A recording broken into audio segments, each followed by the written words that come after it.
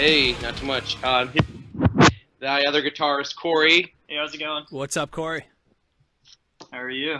Doing all right, man. Freezing my fucking balls off up here. Yeah. No, it's like 80 degrees out right now. Oh, yeah, you could go fuck yourself, both of you, all right? But I'll be in Maine for Christmas in a few days, and it'll be Okay, yeah, now you're asking for trouble. Yeah, exactly. Shit. Maine, is there really anything out there? Where are you currently located? We're in New Jersey. Oh, Jersey, cool. Oh, wow. Yeah, so right now I think it's like 14 degrees out. Yeah, my friends up north are miserable right now. Oh my god, miserable is not even the word.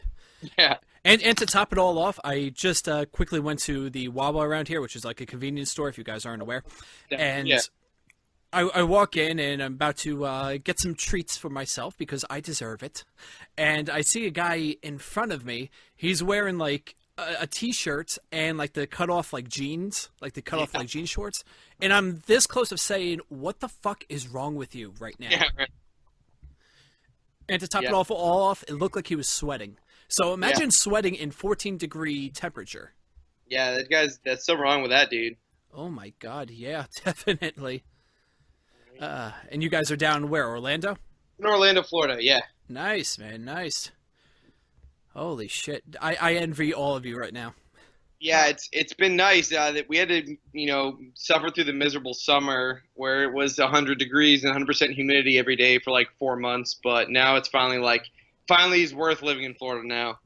Although I'm the type of person that loves the heat. Give me the heat, give me the humidity, fuck the snow, fuck this like single degree temperature, I'm the same way. I lived in Maine for 20 years before I moved down here. Took the first chance I got and moved down here. I'm sure you didn't really have to twist your heart that hard, yeah? Not at all. Holy Christ. Yeah, so I decided to do a little snooping on your Facebook, and you got a countdown going.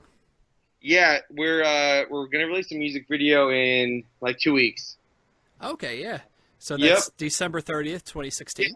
Yeah, we're kind of keeping it kind of under wraps, under what song it's going to be and stuff like that. But we're going to be dropping a teaser for it next week, so we'll kind of answer some of those questions. Oh, that's awesome. So what gave you the VCR type style idea that you went with?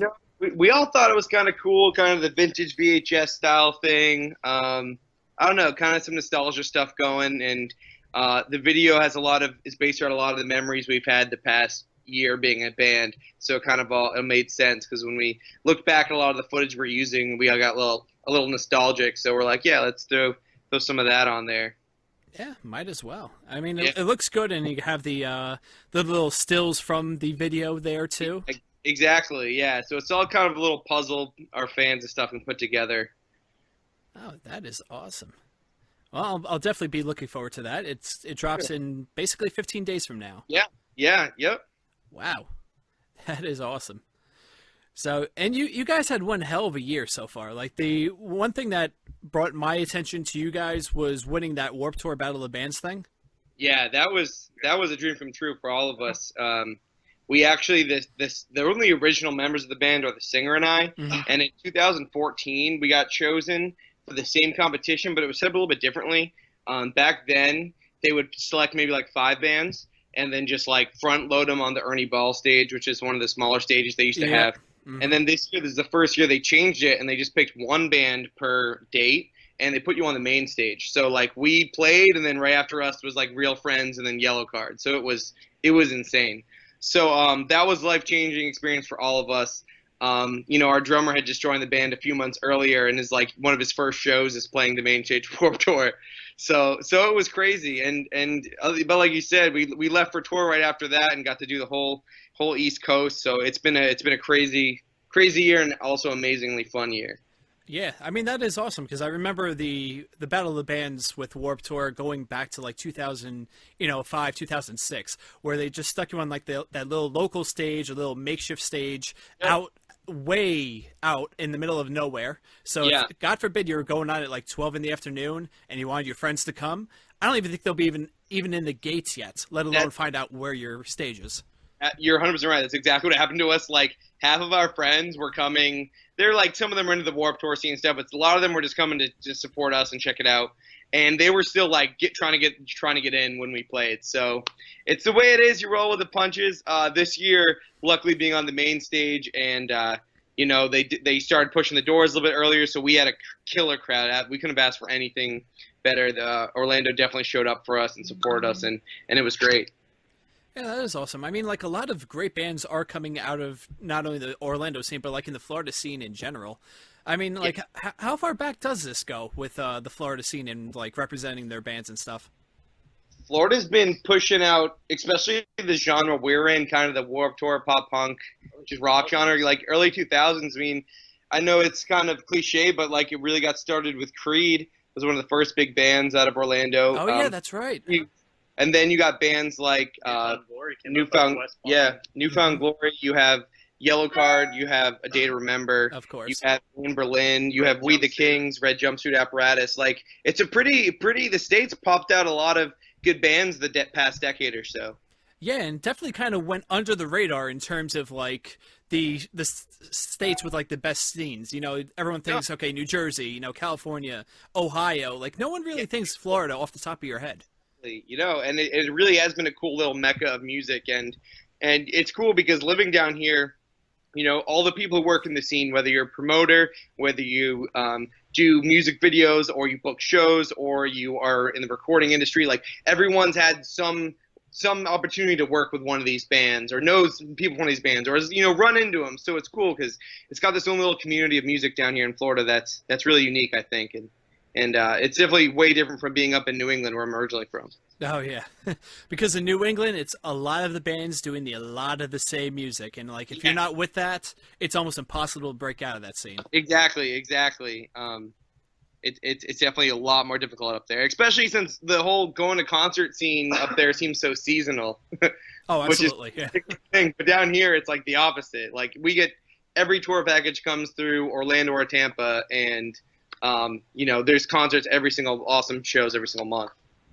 Yeah, that's great. I mean, there's nothing worse than being like a local band from New Jersey, and trust me, I went all through this. Be like, hey, we're playing this Saturday night. We're opening up for XYZ band here, and they're like, oh my god, I love that band. And then they look at the temperature. Yeah, it's 15 degrees and possible of snowing. I don't think I'm gonna make it. I'm like, we're supposed to get 6 feet of snow this weekend, so yeah, it's not gonna happen. Exactly. And then the promoter looks down at you like, why didn't you bring the people? Like, well, let's see. Yeah, so here there's really no excuses, and the scene's really, really strong right now. So it's been a blast and a great experience for all of us. Yeah, definitely. Wow. So, and you also mentioned that you went on tour this past summer? Yeah. Nice, man. What areas have you hit up with that? Oh, okay. So we started, I think our first show was in Alabama, and then we went all the way up to Chicago and Philly. And then we hopped over to New York and then came down through the Carolinas once we went through Philly and Pittsburgh. And then we ended right here in Orlando at the Social and did a whole Florida date at the end of the tour. It's cool because being from Orlando, Florida in general, you can almost tour in this state. Like, you can play 4 or 5 major markets between Jacksonville, the College Market in Gainesville, Orlando, West Palm, Tampa, and Miami. You can kind of do your little thing. So we did the whole East Coast and then ended up in Florida and just did the whole Florida run at the end there in August, which was a blast. Yeah, wow, that is pretty good. Which venue up in New York did you play at, if you remember? Arlene's Grocery. Oh, okay, I know Arlene's, yeah. That place is awesome. That place is a party. Trying to park a van. Oh, we parked our trailer. Yeah, we're like in the heart of Manhattan, and we're trying to park our van and our trailer on the street, and we have like half of our band stopping traffic and the other half trying to parallel park it. Yeah. Couldn't end up doing it, so we ended up detaching the trailer, and half of the band is trying to get the van in the spot, and the other half of the band is pulling our trailer full of our equipment by hand. But once we got it, it was awesome. The show was great. We learned quickly the music scene in New York's different. Like, you show up and they're like, all right, you're going on at midnight. The next band's going on at 1. And we're like, geez. Yeah. Like, usually by midnight, they're kicking you out the door in Florida at shows. So yeah. To a club after. Yeah. Yeah, it's crazy with the New York City. Like, they'll, like you said, they'll put you on at midnight. They'll put you on like fucking 3 a.m. Yeah, they don't really care. Oh, there was acts after our tour package and stuff. They just kept going through the night. It was, but awesome first experience of us playing New York City. Was a blast. Yeah, actually, you're the second Florida band I'm talking to this year about having their first shows up in New York City. Like, we just talked with a band called Suck Brick Kid. I don't know if you guys are aware. We know those guys. They're from Orlando too. Okay, yeah. So I talked with them. They were on tour with Phoenix TX and Unwritten Law. Yep. And the entire interview we did in their van, just people honking, and they're like kind of razzled a little bit, and like, what the fuck is going on? I'm just talking like it's normal. Yeah. Yeah, no, those guys are hilarious. They're awesome. Yeah. They did their tour like in the spring, and then we hit ours in the summer, but we get to see those guys all the time here in Orlando. It's awesome. Yeah, very nice guys, and they're extremely good. Like, they have that pop punk sound that, you know, a lot of bands have, but they do it like it's more passionate with them. Yeah, it's definitely passionate. It almost has this like old school punk feel too, yeah. which is awesome. So yeah, they're awesome dudes. Yeah. And they even went hard when there's maybe like 10 people in the crowd. They didn't give a fuck, which is that's great to see. You gotta be. It's especially if you're on tour. Like, you gotta be expecting 10 people shows and hoping it's better for a lot of these, because it's so hit or miss, especially if you're just beginning as a touring band. You know, yeah. We had luck. We went our last tour last summer compared to this year was like night and day. From 10 people to where a lot of the shows this year had 100 people and more. And then we, made a little bit of money or broke even at just about every show. So, we did the tour where no one knows what they're doing, and you just like taking it as it comes. And this tour we had a little more experience and had a lot, better success, and it was a good time. Yeah, which is good. I mean, you just have to get that one under your belt, and you're like, okay, I know exactly what I fucked up the first time. I know what to do. I know to get gas and not chance anything. Oh, yeah. Yeah. And you're never going to learn it all. Like, after all the stuff we went through last summer, and then this summer, we still, broke down and didn't have a toolbox and all this stupid shit that, we clearly should know. We were just ignorant about. And have spare tires. So, yeah, spare tires. So we quickly are, every time learning a new, box of tools to throw in our toolbox for when we go on the road to be ready. So I don't think any band's perfectly prepared unless there's people, doing everything for them, but we're 100% DIY, so we're learning as we go. So I don't think you ever really stop learning that stuff. Yeah, and it's a good thing to know, even when you become like an established national act, where you have like tour managers, you have roadies, et cetera, because you know what, there's going to be a few people on that tour, which this is their first or second time. So they're going to look at you like, okay, wait a second, I know I'm supposed to do something, but Yeah. Oh, yeah. And when you arrive to the venue and you're the band who still has to set up all their own shit and bring it all in from the venue, and it immediately starts torrential downpouring right as you pull up. You're like, all right, well, let's start with the electronics and get this in as quick as we can. Oh, that was that was in Pittsburgh. Like, as soon as we got there, it started downpouring. But yeah, you just gotta roll with it, man. It's the time. You'll have any band that's just about to get touring. If you guys feel like you're ready, just go do it. Like, don't wait for someone to do it for you. Contact some promoters, contact some venues, and get out there and do it, because you'll come back. Not only as your brotherhood as band members, but you'll come back so much tighter. You'll know so much more about how to perform and each other's onstage presence and all that. It's like cramming a year's worth of shows into 1 week is what it feels like, and it's really life-changing. So I suggest any band up and coming, if you guys feel like you're ready, if you feel like your show and people are saying, your show's great, you guys should go do it. You should just, take it upon yourselves and do it, because that's what we did, and we've had no complaints so far. Yeah. Wow. I mean, I am happy that things worked out for you, but like you said, you get to see, if you're in a van, crammed van, 4 or 5 people, you haven't slept more than like maybe an hour or two every night. You start to get on people's nerves and shit like that. But those are the times where you look back and you're like, this is the greatest time I'm ever having. Yeah. And you don't even think about it at the time. You're just thinking, all right, we have 6 hours to be in this city and it takes 7 hours to get there. That's what you're thinking. Yeah. And it's just constant go mode, and it flies. And that one, half hour, 20 minutes to an hour, you're on stage. Just give it your all, no matter where you are and how many people are there, and you will reap the rewards, both as a band and as a performer, like personal performance. You will learn so much and have so much fun. Absolutely. So did anything on this tour stand out to you, like that you're going to remember for the rest of your lives?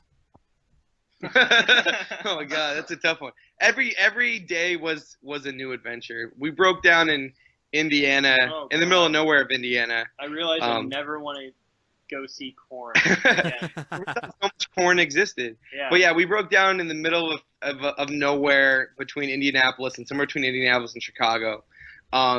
For maybe like 5 hours, and just in the beating sun of August, and didn't have the right tools we needed to fix what we needed, so we're pretty much standing on the side of the road shirtless, getting a good sunburn with a big sign that says socket wrench ? Just hoping one of the 10 cars that passes by an hour. And I think it took 5 hours before a car finally stopped and helped us and got us back on the road. And oh, that's nice of them.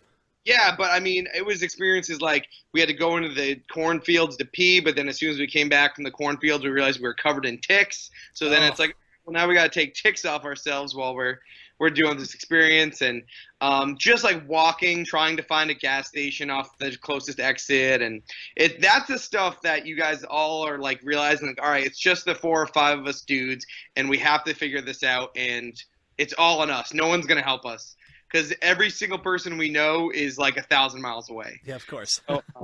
So yeah, and AAA was like, we can be there in 4 hours because it was like middle of nowhere. So yeah, experiences like that you'll never forget, and being able to play a show and then go experience like the nightlife of downtown Nashville, cities that I would never thought I would find myself in, and then realizing these cities are amazing places. Every single city has something to offer. Even the shows themselves, with just the different crowds, because we're so used to playing shows here in Tampa and Orlando and how the people here interact to live music. Yeah. And then go to somewhere like Nashville or Philly, and just how the people there react to live music, and it's always a new experience. And you could go tour around the country yearly and you'll still get a different response, because it's always evolving and changing. So I think the live show aspect and just performing and meeting people is one of the most memorable things, to see how everyone reacted to everything. Yeah. Yeah, and it's funny that you said that like everything is like evolving and stuff like that. I think it was, I want to say Bon Jovi, when asked like, does he ever get tired of playing like Living on a Prayer, one of his hits? He goes, look, I've played to millions and millions of people, but it's always going to be someone's first time hearing this song live. And that's how he goes by it. Yeah, exactly. And I may get sick of hearing some of our songs, but I never get sick of playing them live. Oh yeah, no. Every time feels like the first time. I don't know, it's awesome. Especially when it's your own music that you truly care about and love. It makes it that much better. Yeah. Are you starting to have like some of your fans scream the words like back to you, and you're like, holy shit, what is going on here? Yeah. Yeah. They're making cards and art for us with lyrics. People are making like little goodies for themselves and putting it on their t-shirts and making their own merchandise. When you start seeing people who have like either our logo or pictures of us as like their cover photo on Facebook, and you're like, I've never heard of this person. Like, does anyone know this person? Like, that's when you start realizing, because at the beginning when you start as a band, you realize every single one of your fans is someone you know, like a friend. Or then when it starts growing to be that, where you start seeing that stuff around or see your name pop up, like we get mentioned on Facebook, and it's like people just saying they're fans of us and they dig our music, and stuff like that is always awesome. And then definitely the live experience of having the people sing along and know every single part, that's like dream come true. That's worth all of it right there. Oh yeah, absolutely. Any tattoos yet, or no, by your fans? We actually had one fan ask if he could get the lyrics of his favorite song tattooed on him, and then he wanted us to autograph his arm with Sharpie, and then so he could have it tattooed in. Yeah, autographs tattooed. Wow. Yeah. And we were like, just come find us. And I don't know if he did it. I don't know if that ever happened. Yeah, I'll have to follow up with that one. I think the first thought in my mind would be like, are you sure this is permanent? Are you sure? We were kind of like, I don't think you should do it, but if you want to do it, we're not going to stop you. No.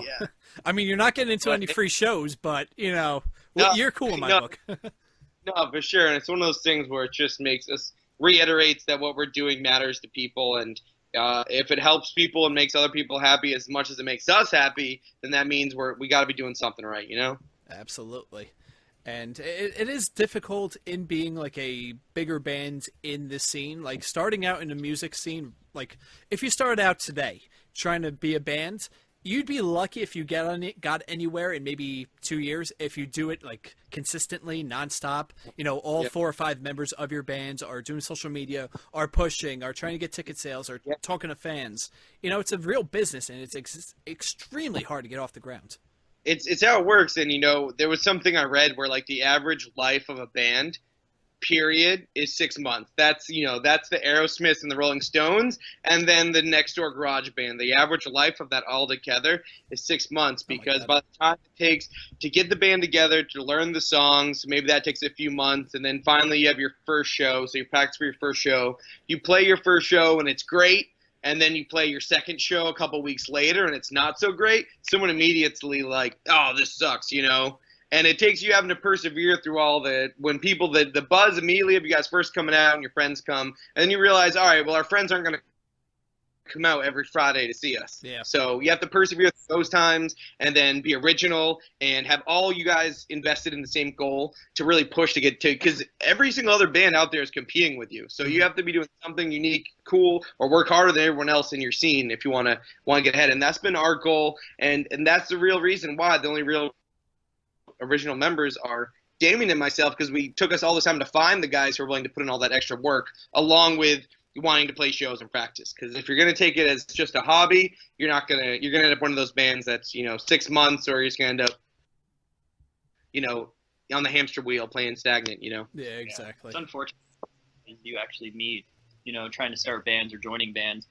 and whether you guys get some sort of recognition or not, people get to a point where they're like, yeah, I'm just doing this as a hobby, guys. Like, I don't want to do this for real. Mm-hmm. And then you lose a crucial member, because every member is just as important as the other. Yeah. And then you have to go back to ground zero, and the rest of the guys are like, well, what's the point? And you find out quickly that people are down to be in a band until the moment it becomes an inconvenience. Because as awesome it is being in a band, it can be an inconvenience. It's a welcomed inconvenience, as any hobby of going to the gym or anything. But if you want it to succeed at it, you got to keep doing it, and persevere through all that. And most people aren't down for that part of it. So it took us a long time to find the right group of guys. And honestly, this record we're writing and going to record, in a couple months, is our first record with this lineup. So we're still learning as we are. As we've been a band for years, but we're learning right now who Felicity is at this moment with this lineup, and combining everything we know. So that's the thing as a band: always be evolving, always be reinventing yourself, and trying new stuff. And that's where we're at. Yeah. Because you will get caught up in the wave of popularity. You're going to play with some bands. They're going to sound like, like A Day to Remember, like, that little easy core, pop punk, hard rock thing. And then, everyone will be an offshoot of that. And next thing you know, you're playing on a bill with like 6 bands that sound the same. That's why I don't want to say, become like the next Dillinger or Escape Plan, or like some crazy ass math rock band. But, do something that sticks out. And it seems like you guys are doing that with your music, with your fan base, and, with your touring. I mean, you just broke down in fucking Nebraska or Indiana, wherever it was, in the middle of the fucking cornfield. God forbid you saw some children walking and kind of praising Jesus a little bit. But, this is the shit that makes a band a band. Yeah, absolutely. And that's the thing. We want to be ourselves. Like, we have our influences. We have bands we like, and we realize, you have to take into account what's commercially successful, because if you want to be a band that is able to make your career off of being commercially successful as a band, you have to look at that as well. But we still want to be ourselves, and that's what we're trying to do. So hearing that from you is great. We appreciate that, and we love when people say, "Oh, you said you remind me of this band," but then someone will say, "You remind me of this band that's complete on the other spectrum of bands." So that's great. Or so we have fans that are the typical dad rock fan, and they're like, "Oh, I love you guys. I love Breaking Benjamin." And we're like, "Oh, that's interesting." And then we'll have what you'd call the typical fan, the 15-year-old girl who goes to Pierce the Veil shows, and she loves our music too. So that's what's cool. I think she really likes Damien. Yeah, and a lot of them like our singer Damien too. Of course, it's all about that eye candy, boys. Yeah. when I started this band, I was like, all right, this guy can sing and he has the look. All right, I need to lock him in the band for as long as I can. That's hard to find. Exactly. He's a little too into guyliner. I could fix that. Don't worry about that. Exactly. It's not the mid-2000s anymore. Come on, guys, now. Yeah, exactly. But anyways, you actually you just put out, what was it, an EP? What was Brace Yourself? Was it an EP or full length? Almost going on. Well, we recorded it around this time last year. Mm-hmm. It was officially released in January, so it's going on its 1 year anniversary. So we released Brace Yourself, which was a 4-song EP. Okay. What happened was we had just kind of solidified the lineup at the time, and we had these songs we wanted to put out. And at the last minute, we had an opportunity to work with the extremely talented Andrew Wade, who does. Of course, he's a fucking producer master. Yeah, so when we got that opportunity, we were like, we need to get in right now and take advantage of this. So we took the 4 best songs we had, we booked time with him, busted those songs out in a week. That became Brace Yourself, which took us from a band that was, locally was doing big things and people were into, to all of a sudden we had this polished, finished product and people were really taking us seriously and our music was getting shared. And that's how we got on Warped Tour, and that's how we've gotten to, play with bands like Fall Out Boy, and that's how we've gotten to tour and have actually people come to our shows on tour. So that was like, amazing for us. So when we got back from tour in August, we have a new drummer, and now we've learned a lot and grown as a band, and we want to, take Brace Yourself on top of it. So we've been writing the past 4 months, and we're going to go in February back with Andrew Wade and do 6 songs this time. And, hopefully have the same kind of reaction and grow a little bit and have the same kind of exposure from this one. So that's what we're working on right now. Yeah. That does sound awesome. It sounds like you guys are on the right track in all of this. So is this going to be an evolution of Brace Yourselves, or is it going to be in a whole different direction? We're thinking this is going to be different. We're still like to be in that range where we all have such different influences and we all love such different style of music. Mm-hmm. We like to have the classic pop punk driving songs, but then we also like to have some really like kind of bangers, some heavier songs. So we're trying to kind of mix it up this one, and having more songs gives us a chance to really doing 6 instead of 4 gives us a chance to kind of spread our wings there with what we want to do. But it's gonna be enough for the people who love Brace Yourself, and some new stuff too that's gonna show the talents of our new drummer we have and where we've come the past year. So I think it's going to be awesome. I'm so excited to just get in there and start recording it, because all these guys can attest to, like, you're a musician and you think you know so much about playing your instrument, but then you go into the studio with a guy like Andrew Wade and you realize, like, I know so little. Yeah. Like, and it's crazy because he's worked with so many bands and done so many. He has gold records and worked with the heaviest bands. He was worked with guys like Ghost Inside, and then he's worked with straight up pop punk bands like Neck Deep. Yeah. And the last 5 releases Andrew's put out have all been awesome as far as the big commercial bands. So the fact he's still willing to work with up and coming bands and especially local bands, because he's right up the street from us, is amazing. So we're super excited for that. Nice. How did that whole thing work out? Did you just knock on his door and be like, hey, want to record us? Yeah, so he's actually pretty open to submissions if you submit to him. And he thinks you guys have potential. He thinks it's a project he'd like to work on. He'll straight up let you know, and then he'll be like, then he'll kind of push you on to his agent, and then you just talk about whether you can afford it, basically. And if he's into it and you guys can afford it, he'll do it. So I recommend everyone checking out thewadestudio.com and hitting up his Facebook page at The Wade Studio. And if it's something you were interested in recording with him, I'm sure he'd be open to it. Just submit him your stuff. Yeah, and it's also a pretty big honor that he actually chose to work on your project, because you could only imagine, like, he gets hundreds of submissions a day, and I'm sure they all pretty much kind of suck, but... Exactly. It's just like a record label, Yeah. How many people actually submit and how many people get chosen. But he has an amazing state-of-the-art studio now here right in Orlando, where them and A Day to Remember are both kind of based doing all their work. So... And the studio, Corey, our guitar player, actually has been interning and working there too. So, it's a dream come true to work with him and to have someone who has this kind of vision for us and how we should sound. And he's one of those producers where he says, like, if he doesn't like it, it's not going to go on the record, because it's his name on it. as much as it's yours. So you really got to have that trust in him and know, like, he's going to make you guys sound the best you can. And we did that. We put our trust in him, and we were amazed. What our songs we thought were, 8s, 9s, and 10s, we realized 6s, and he turned them into 8, 9s, and 10s, So that was awesome, and we can't wait to go back.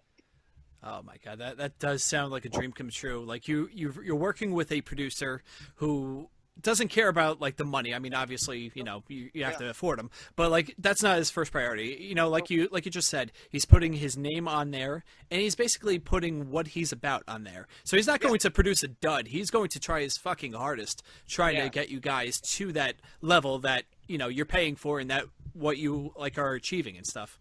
Absolutely, you're 100% right. Yeah. He probably using the product more than some of the bands believe in it themselves, honestly. Because just sitting there and like watching the way he creates, and he takes your idea and he embraces it and makes it become his as well. Mm-hmm. Then show that he's like invested with it just as much as you guys are. And having somebody with the credentials of Wade backing it and being passionate about it, that just makes the product just come out a million times better than going to any average studio and just laying down basic tracks and getting it mastered. Yeah, exactly. Wow. So I also heard you guys mention the words record label. Is anyone interested? Have you been submitting, or you just been going with the flow? We've been going with the flow. Yeah. We don't have like a true manager. We're still DIY, so we're learning the whole process. We know Brace Yourself came out great, and are really proud of it.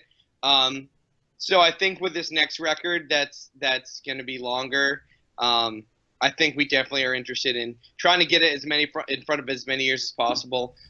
We've definitely talked to some labels, and I think they just want to hear more from us, and we want to hear more from ourselves. To be completely honest, we're still growing as a band, and but the reactions we've had are amazing, and hopefully that's in the cards for us in the future. And we came to ourselves and we said, you know what, maybe it's not this record, maybe it's the next record, and maybe it's not that record but the record after that. Yeah. But we have to keep working our asses off to get to that point, and no one's going to do it for us. So we're just taking things as they come and trying to do everything the right way, and trying to just outwork every other band that's trying to make it, because that's the only way it's going to get done. Exactly. See, I mean, a lot of them are your friends, but they are all striving for the same goal. There's only like one meal ticket out from this place to tour the country and tour the world. And, you're not going to let your friend go and grab it out of your hands as much as you love them and whatnot, but... The way it is, man. Yep. Yeah, that's the goddamn struggle. Yeah, it is. But we love it. We love coming in here. We're in our practice room, which we call the dojo, where we grind every bunch of nights a week. We also have day jobs, so we come here at nights and grind and work on songs, and we love it. We wouldn't have it any other way. So it's like having 2 full-time jobs, but you just got to do it if you want it, and it's what makes us happy. So we're gonna keep at it until something awesome happens, and yeah. Yeah. Hey, it could be in the future. You never know. Yeah. Well, yeah. Well, hopefully it's in the future.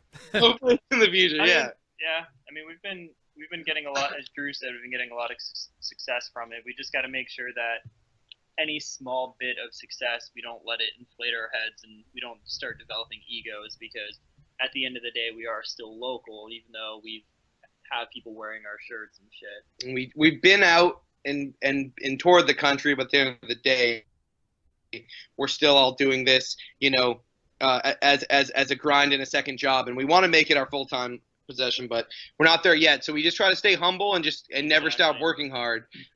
We understand that, as hard as we're working, as much as badass as we think we are, there's probably a band in the next state over that's, twice as badass as we are, and they're still not there yet. So we're just going to keep at it. Exactly, and you can't look at other bands and you can't get jealous going, oh wait a second, these guys suck. They sound like this band. We sound so much better than this, because it's an easy road to go down. Yeah, every band does that. It's the most cliche thing to do, and I'm not gonna do that. But then everyone finds themselves doing that. But as long as you use it as motivation and not just being like, whatever. What's even the point if they're doing it? You just gotta use it as motivation. Be like, all right, this band's doing something we want to do. What was the road that got them there? Let's try to figure it out, and then let's just try to do that and do more. Yeah. And doing that, we've had some great experience. We've done the past 2 years have been a whirlwind. I've been in bands for trying to be in bands my entire life since I was in middle school, and I've done more in Felicity than I've done in all those years combined. I think all of these guys can say the same thing. Yeah. So it's one of those things where we all feel like we've kind of caught the lightning in a jar, so we just kind of have to keep pushing at it and give it our all, and just hope for the best. At the end of the day, we just have a blast doing it, and we love it, and I love playing shows. I love seeing the country, so that's why I do it. I just don't want to sit at and none of us want to sit in an office job.